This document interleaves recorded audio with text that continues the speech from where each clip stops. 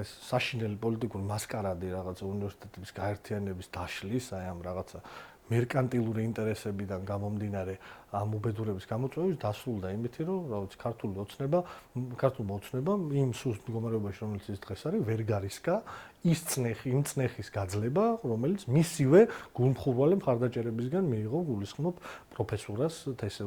პროფესურის დიდ ნაწილს თესეუში და ტექნიკურ უნივერსიტეტში. ვერ გაუძლო ამ წნეხს, იმიტომ რომ ჩვენ ხო ვიცით, რომ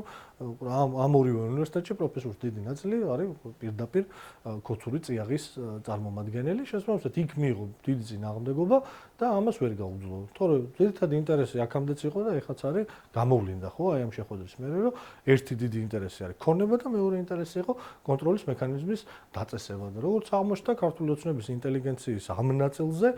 ეს ნაწილი არ არის მზად გივი მიქანაძისეული მიდგომებისთვის და უკან დაიხია ხელისუფლება.